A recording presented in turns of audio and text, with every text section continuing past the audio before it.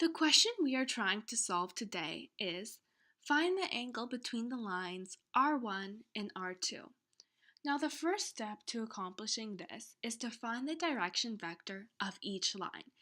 And this can be done by looking at the end of each line equation and looking at its direction vector. As we can see, R1's direction vector is 1, 2, -1, and R2's direction vector is 2, 0, -3. Once these direction vectors are found, we can go ahead and plug them into the proper equation to solve for theta. And this equation would be the dot product equation for the isolation of theta, as shown here, which is R1 dot product R2 over the magnitude of R1 and the magnitude of R2. Once this is found, we can go ahead and plug in the corresponding direction vectors into the equation, as shown here.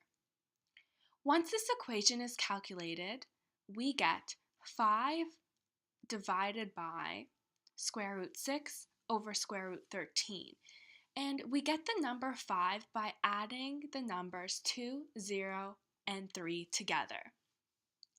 And once this is calculated, we get 0.566138517.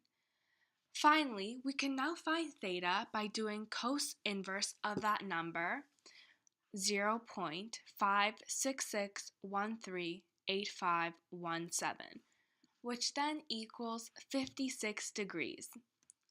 And just remember that this angle was rounded to the nearest degree. Therefore, we have solved our question, and the angle between the direction vectors 1, 2, -1 and 2, 0, -3 is 56 degrees.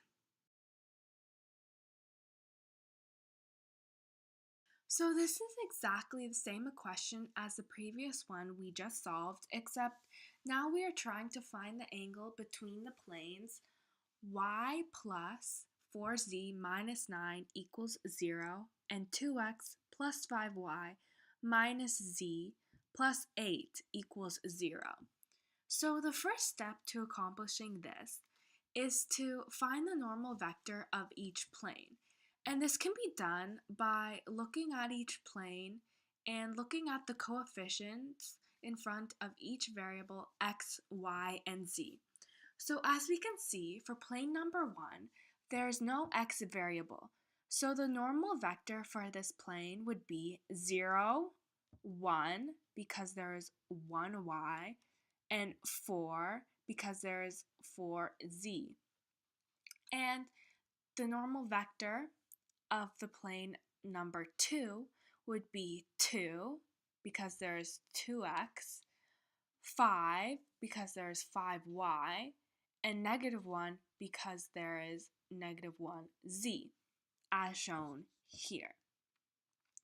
Once the normal vector of each plane is found, we can go ahead and plug it into the corresponding equation to find theta.